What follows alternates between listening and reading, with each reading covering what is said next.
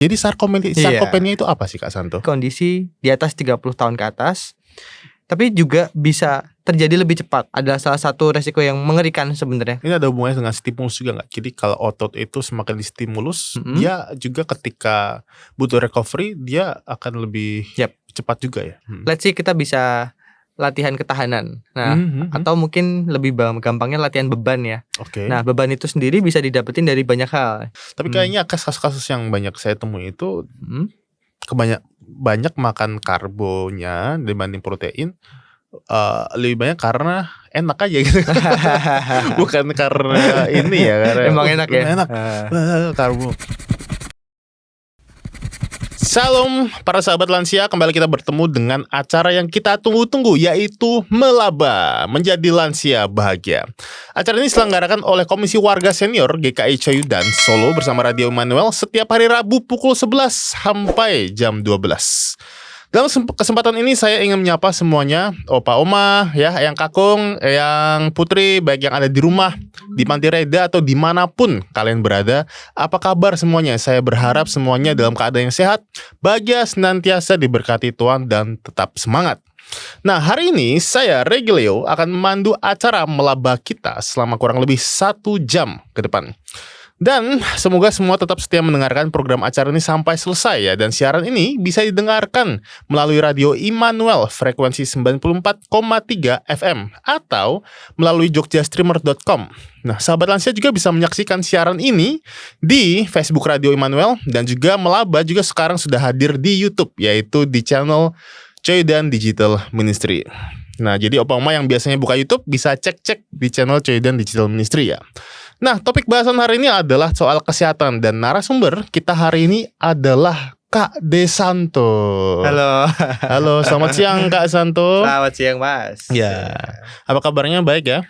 Baik Mas. Oke. Nah, jadi mungkin Kak Santo bisa perkenalkan diri sedikit Kak Santo. Oke.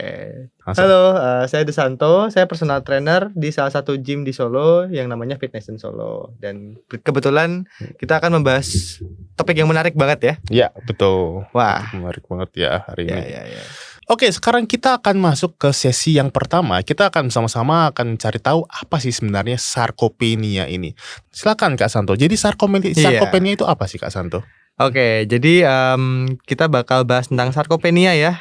Kita bakal cari atau kita bakal state sebenarnya pengertian singkatnya tuh apa ya. Nah, jadi sarkopenia itu adalah kondisi di mana terjadi penurunan massa otot, kekuatan, dan fungsi otot akibat proses penuaan. Sering kita bertambah usia, sarkopenia akan ada. Nah, kemudian biasanya mulai terasa di usia keberapa. Nah, bakal bisa possible banget. Yang pertama ada di kondisi di atas 30 tahun ke atas. Tapi juga bisa terjadi lebih cepat kalau gaya hidupnya itu sedentary. Jarang bergerak, kurang protein, gak olahraga dan lain-lain ya. Nah, kemudian dampaknya tentu tubuh bakal mudah lelah. Posturnya akan memburuk, menurun ya. Kemudian metabolisme melambat dan resiko jatuh meningkat. Nah, resiko jatuh ini adalah salah satu resiko yang mengerikan sebenarnya, karena kan kita jatuh ya, kita nggak bakal bisa ngendaliin badan kita dan bakal recovery-nya tuh bakal panjang, karena ketika kita mengalami sarkopenia, otot yang bakal protect sama diri kita bakal menurun ya, jadi nanti cederanya bakal cukup lambat recovery-nya. Gitu. Resiko jatuhnya itu lebih tinggi. Resiko jatuh bakal lebih tinggi, kemudian resiko recover dari jatuh itu sendiri juga menjadi PR ya. Karena kan recovery otot itu bakal berjalan dengan mulus ketika otot itu juga masa ototnya juga banyak gitu. Ini ada hubungannya dengan stimulus juga nggak? Jadi kalau otot itu semakin distimulus, dia juga ketika butuh recovery, dia akan lebih cepat juga ya? Ya, jadi ketika kita melatih otot itu bakal menjadi investasi, bahkan menjadi satu hal yang menjaga diri kita waktu kita ngapa-ngapain. Contoh nih, kita kayak jatuh, kepleset. Nah, untuk oma-opa tentu otot ini juga salah satu hal yang nggak boleh dilewatkan, nggak boleh diabaikan gitu. Oke. Nah, kemudian untuk penyebab utamanya mungkin ya kita bakal bahas ya. Kenapa sarkopenia itu bisa terjadi? Kita coba state dari beberapa poin aja. Jadi yang pertama adalah kurangnya aktivitas fisik atau Oke. latihan ya. Jadi kalau latihan resistensi itu akan membuat otot terstimulan. Oke. Nah, Resistensi ini gimana maksudnya? Bisa Oke, jelasin jadi nggak untuk pemula? let's say kita bisa latihan ketahanan. Nah, atau mungkin lebih gampangnya latihan beban ya. Oke. Nah, beban itu sendiri bisa didapetin dari banyak hal. Jadi bisa dari body weight, bisa Hmm. dari beban eksternal juga. Contoh nih, misal kita punya resistant band. Nah, itu kan ada banyak banget size-nya. Mungkin yang lebih sederhana kita bisa pakai sesuatu yang ada di rumah. Contoh, misal kita punya air mineral yang gede. Ya, ya, Nah, ya. itu juga sebenarnya bisa dipakai untuk beberapa kondisi tertentu. Oke. Nah, walaupun tentu ujungnya juga kita harus berprogres ya, karena otot yang sehat itu adalah otot yang kita latih dengan tepat. Jadi tidak stay di beban tertentu aja. Oke. Terus lanjut setelah itu? Oke, kemudian untuk yang kedua, penyebab utama terjadi sarkopenia adalah asupan protein yang rendah. Nah, kekurangan protein ini sendiri sebenarnya akan berdampak yang kurang baik untuk otot. Ya. Otot gak punya bahan bakar untuk yang pertama recovery dan yang kedua untuk growth atau pertumbuhan. Nah, idealnya berapa ya kira-kira protein yang harus dikonsumsi oma-opa? Nah, itu kita bisa lihat di 1,2 sampai 1,6 gram protein per hari. Oke. Mungkin bisa disimulasikan ya kira-kira misalnya biasa Opama berapa sih beratnya? Coba itu Iya lagi ya. 60 deh, mungkin yang genep ya 60 gitu. Kalau 60 berarti ya minimal banget ya oma-opa, let's say jangan 1,2 lah, 1 kali berat badan aja. Oke. Nah, 60 gram protein lebih dikit ya. Nah, itu bisa didapetin dari banyak hal. Jadi yang pertama ada protein nabati, ada protein hewani juga, bisa juga dari susu. Nah, itu kan banyak banget, beragam banget ya. Nah, ini baru ngomongin soal proteinnya, kita belum ngomongin soal kalorinya. Nah, itu mungkin di pembahasan yang lain ya, karena kita kan concern ke protein ya. Ini bakal dipenuhin 1 kali berat badan sampai 1,6 gram kali berat badan untuk mencegah sarkopenia itu tadi. Bisa didapetin contoh nih, misal kita punya mungkin Mas Leo suka makan ayam gitu ya. Nah, ayam itu kan sumber protein yang bagus ya. Nah, untuk oma-opa bisa dipilih protein yang paling suka, tapi di sisi lain juga yang paling aman. Jadi bukan ayam goreng tepung tentu aja. Oh iya. Nah, itu untuk faktor lain ya. Kan kita cuma pingin proteinnya doang ya di sini ya, gitu. Terus yang ketiga untuk penyebab utama ada penurunan hormon. Nah, itu juga ketika oma-opa sudah mulai bertambah umurnya, tentu testosteron akan menurun, GH menurun dan sebagainya kan. Nah, kemudian yang terakhir adalah inflamasi kronis atau peradangan tingkat rendah. Itu adalah proses aging atau stres oksidatif dan pola makan yang buruk bisa menyebabkan otot lebih cepat rusak. Oke. Gitu. Ada 2 poin terakhir mungkin aku sampaikan secara sederhana aja. Yang kelima itu adalah kurang tidur dan stres tinggi. Dan yang terakhir adalah penyakit kronis. Contohnya kayak diabetes, gagal jantung dan segala macam. Itu bakal mempercepat kehilangan massa otot.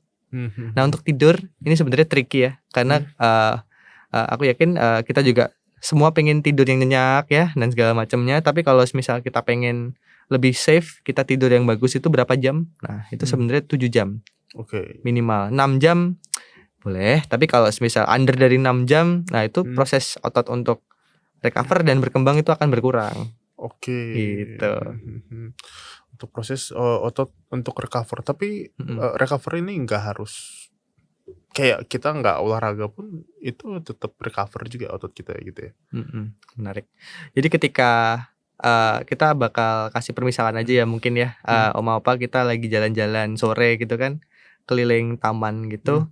Yang biasanya bisa keliling 5 kali, habis itu di kemudian hari ternyata cuman 3 kali udah ngos-ngosan, kakinya pegel semua. Nah, itu kan sebenarnya salah satu tanda kalau kita sudah beraktivitas, ototnya sudah kita pakai, dan di sisi lain juga kita butuh recovery yang bagus. Nah, recovery yang bagus tadi bisa dari yang pertama proteinnya kita harus jaga, tidurnya juga kita harus jaga.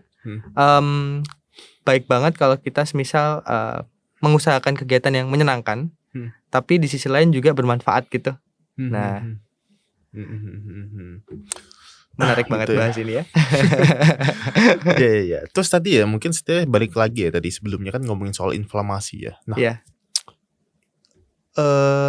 inflamasi ini kadang kan orang itu nggak sadar ya, karena Mhm. kan dia terjadi dalam tubuh. Mhm mhm. Tapi ternyata inflamasi ini bisa menyebabkan, massa otot itu tergerus, Mhm. gitu ya. Nah, apa aja ya sebenarnya yang bisa membuat ini nih inflamasi ini tuh tinggi gitu tuh? Oke.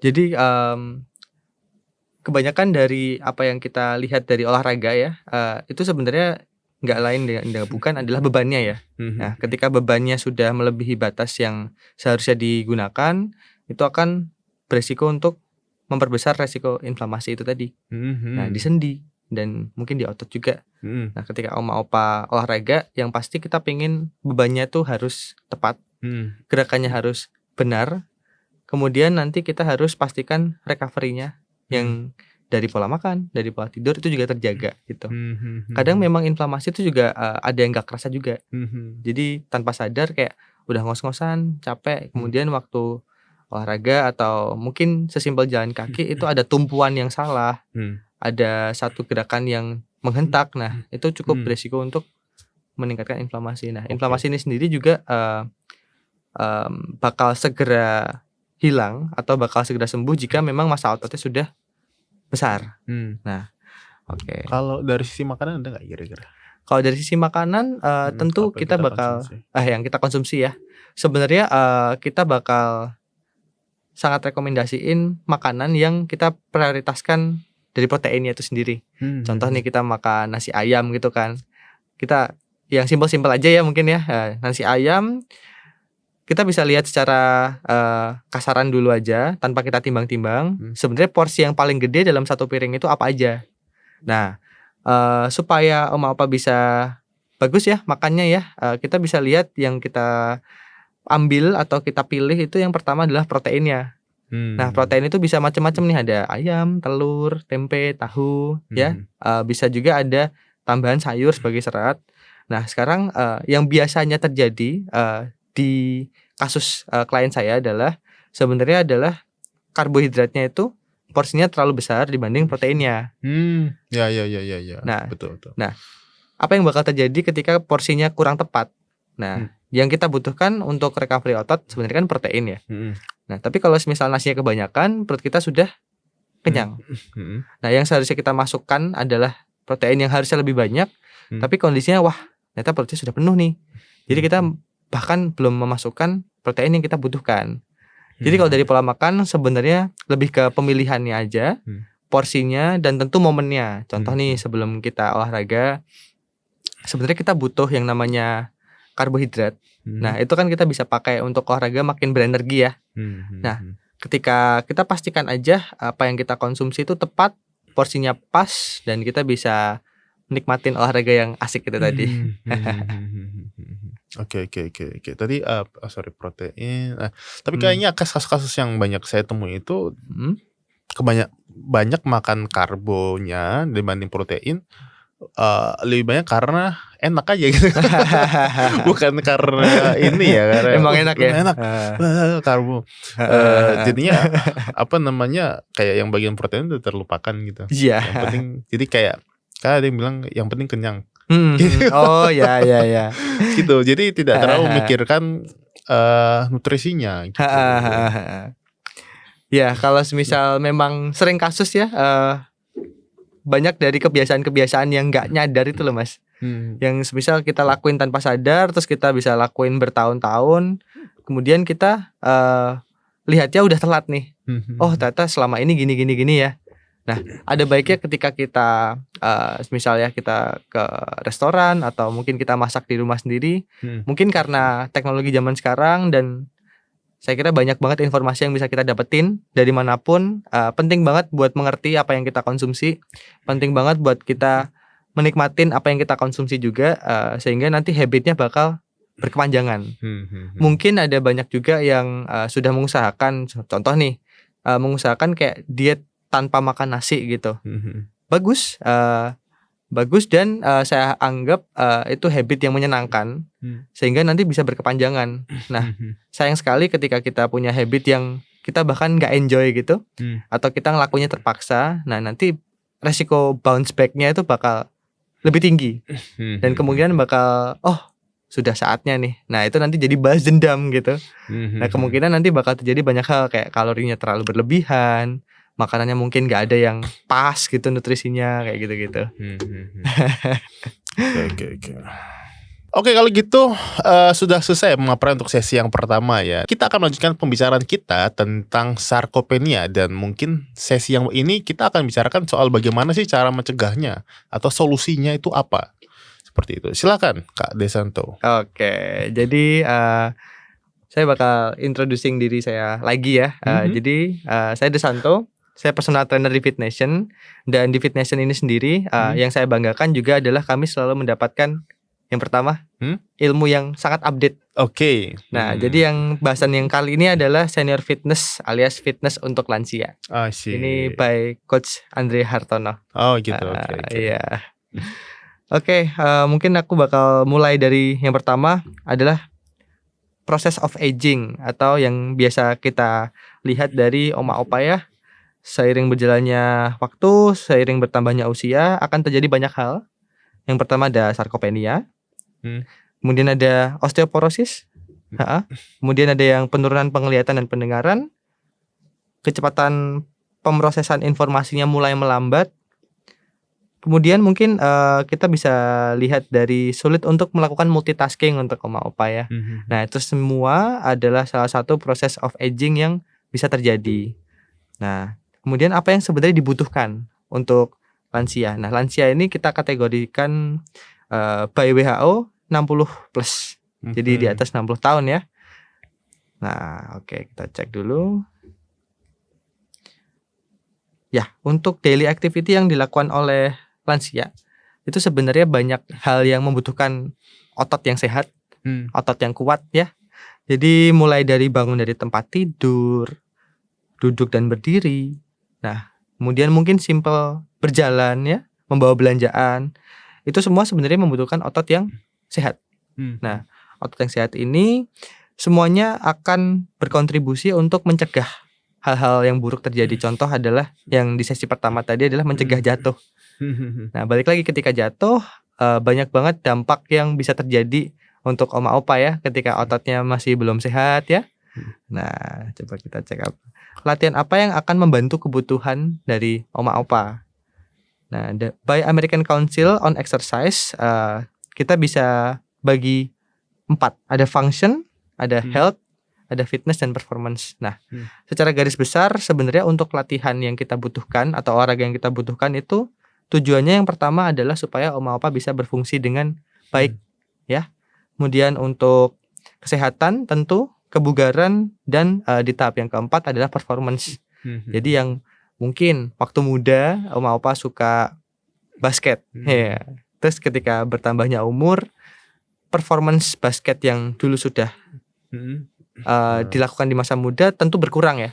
Nah, jadi pentingnya untuk resistance training atau latihan angkat beban. Ketika kita melihat di point function itu kita akan berfokus untuk stabilitas dan mobilitas. Lansia yang rentan adalah lansia yang sebenarnya muscle-nya adalah weak atau lemah. Ototnya lemah gitu. Ya, outputnya bisa kita lihat yang pertama susah jalan, gampang capek, ngos-ngosannya. Nah, untuk poin berikutnya adalah pentingnya untuk tepat berolahraga adalah mempermudah aktivitas sehari-hari, fungsional. Kebutuhannya bisa yang pertama menghindari jatuh, membantu jalan, kemudian kita bisa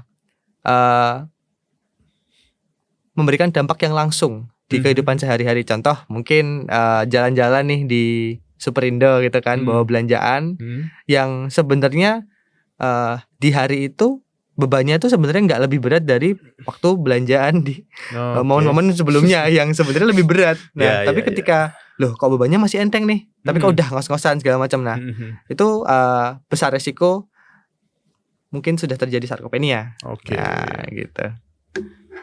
Kemudian untuk functional movement kita bisa cek poin-poin yang pertama ada flexibility, strength, cardio, balance, dan core. Nah, itu memang penting ya untuk oma opa ya. Itu secara teknis seperti itu, Mas. Mungkin bagaimana dengan tadi kan ngomongin soal resistance training ya. Banyak yang opa-oma ini merasa bahwa itu tadi jalan Ya Capek pokoknya ya. udah tua jalan kaki aja gitu loh. Jadi olahraganya itu ya cuma jalan kaki Oh ya. gitu-gitu. Tapi gimana itu kira-kira apakah sudah cukup sebenarnya untuk menangani itu? Sedangkan kan yang dipakai itu kan nggak cuman itu ya kaki gitu. Maksudnya Ya. kaki pun itu terbatas gitu. Mm-mm. Bagaimana dengan itu resistance training yang bisa dilakukan sama Opa-Oma ini? Oke. Kalau lihat ya, dari sebenarnya banyak aktivitas yang sekarang ngetren ya Mas ya. Dari mulai jalan, mulai Padel. lari, padel ya.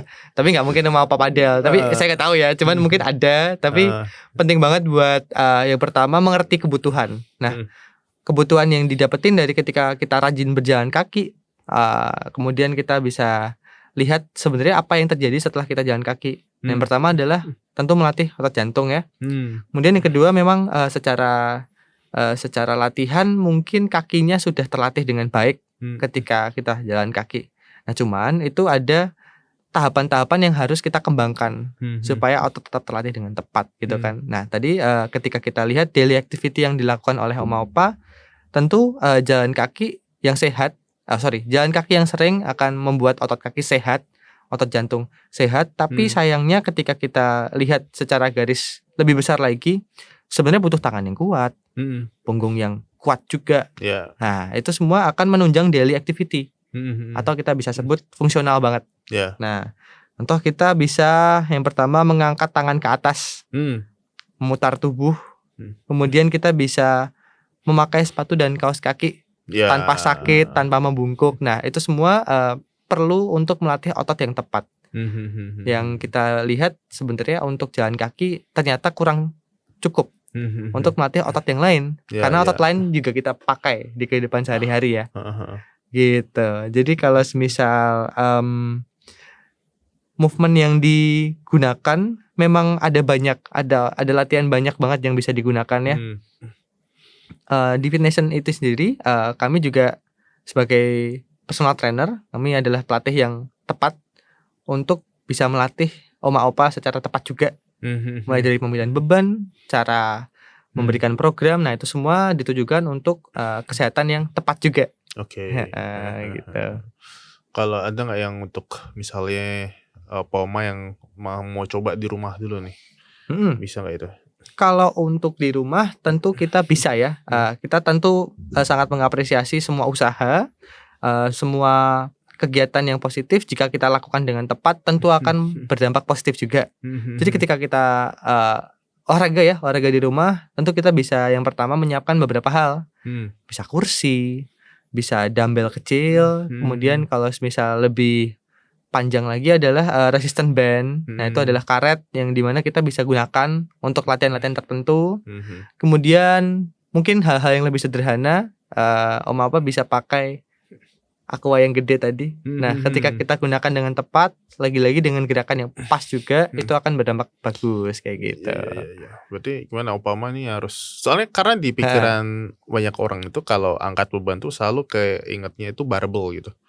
Kayaknya itu yang berat-berat gitu. Nah jadi ketika makanya waktu dibilang belajar itu coba angkat beban gitu, udah tua kok suruh angkat beban gitu. Iya. Sebenarnya banyak banget ya cakupan yang bisa kita lakukan di tempat fitness atau gym ini sendiri ya.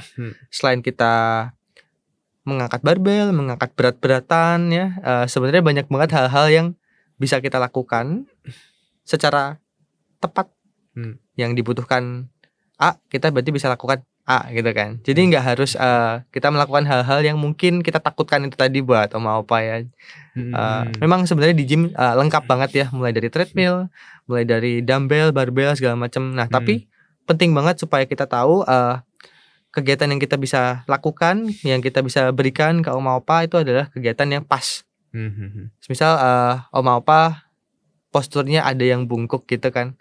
Nah tentu dengan pemeriksaan yang tepat, tentu dengan setting goals yang tepat, kita bisa tahu nih, oh habis ini kita harus gini.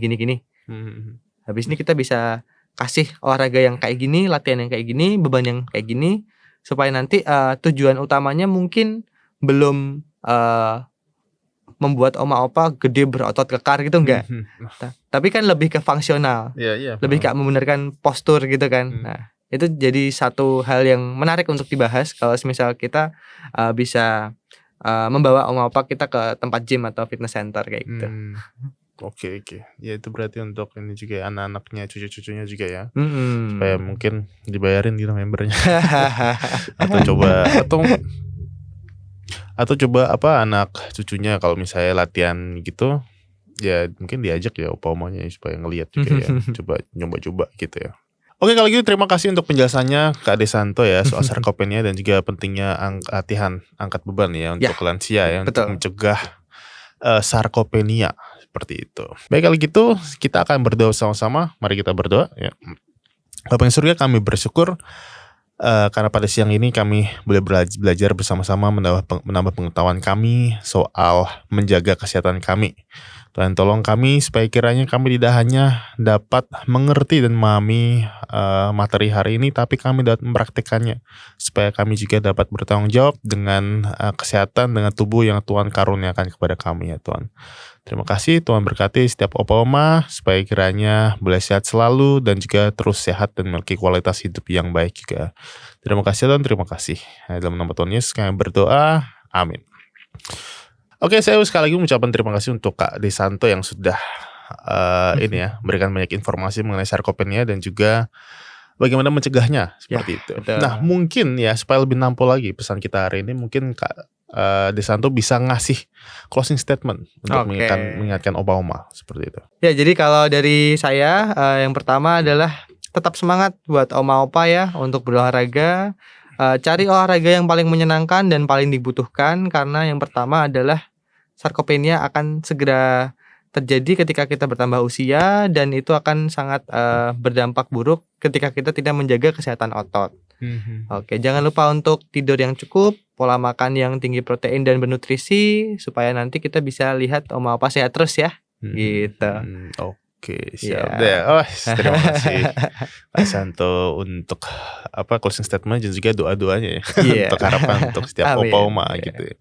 Oke, nah sahabat lansia, terima kasih sudah setia mendengarkan program Melaba hari ini. Semoga tema kita hari ini dapat menolong kita semua untuk menjaga kesehatan kita dan mencegah supaya kita tidak kehilangan masa otot kita. Dan sudah saatnya kita mengakhiri Melaba kita hari ini. Saya Regilio, undur diri, sampai jumpa di episode Melaba selanjutnya. Tuhan Yesus memberkati.